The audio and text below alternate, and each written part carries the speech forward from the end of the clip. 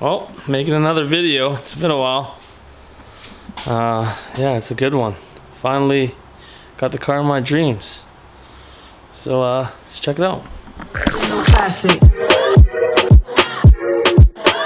Original classic. Original classic. Original classic.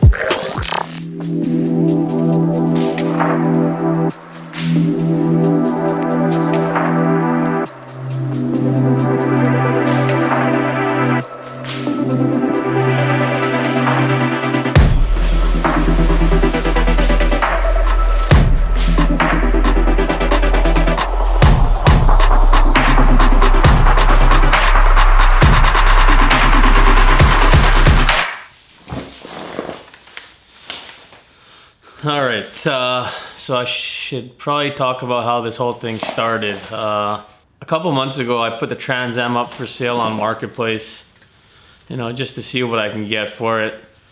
So I put it on there for 30 grand, and then I got a couple interests. One guy from Montreal said he was interested and he wanted to come down and take a look at it, and yeah, he kind of offered me $26,000 for it, and I was kind of shocked, thinking, you know, I could probably make some money off of it in order to get the dream car. So yeah, I kind of waited around for the guy. He finally showed up.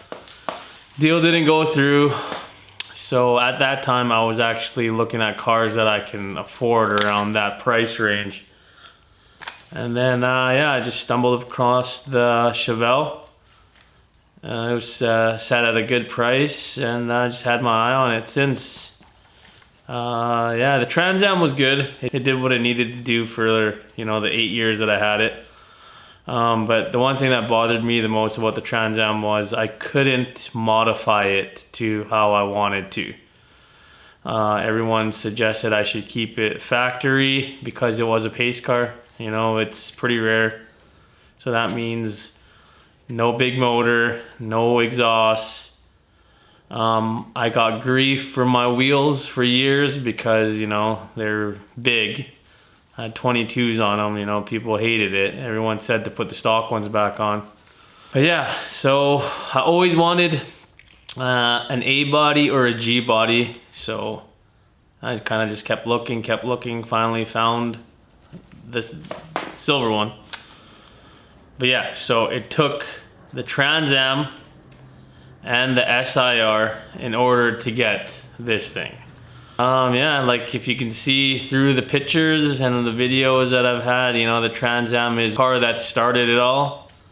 You know, I got a lot of attention for it. Kind of opened my eyes in the whole American muscle or American car scene. I liked it. You know, I can't hate on the Honda CRX. That was my baby. You know, but yeah, the Trans Am taught me a lot. You know, it was hard to let go, but it was probably for the better. You know, I did buy it for my dad. He didn't want it because he said he was getting older. You know, it wasn't my dream car. It was my dad's dream car, but he didn't want it. So, you know, I said maybe it's time to let her go. Yeah, like I'll never forget the memories I had with that the Trans Am. You know, T-top, the big chicken on the hood, all the racing decals. It's a great car. Yeah, it went to a great home. The guy that bought it, you know, he was really into it. He really liked that body style that year. The good thing is, I know I went to a good home, and he says that he'll be going to the car shows a lot. So most likely see it again one day, you know. Yeah, but here's some video of yeah, the last day that I had the Trans Am. You know, took the last couple shots of it, took the wheels off, put the stock ones back on, and yeah, you could see it leaving on the truck. Yeah, it was a sad day, but it is what it is, you know. I got the car that I wanted. And hopefully this kind of sparks the channel back up to, you know, something better, more content. You know, I don't really do this for the views. I do this as like a kind of a journal, or whatever you want to call it. Just my journey through all these cars, you know. Yeah, so I have a couple videos from my friend. So on how I got the Chevelle. So the Chevelle was originally in Kelowna. Obviously I'm 5 hours away from Kelowna, but I had a buddy that lived out there, and I called him right away and I told him to go have a look at it. You know, so he went and looked at it, sent me some pictures and some videos of it. You know, it was kind of hard to make a decision without even seeing the car physically. But my buddy actually has a Chevelle too. I'm sure you've seen it in the intro. It's the red one.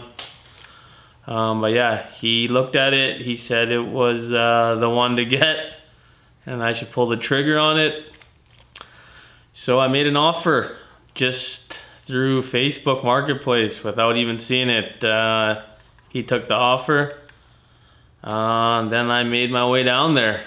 It took, you know, 5 hours. Lucky a buddy of mine helped me drive there.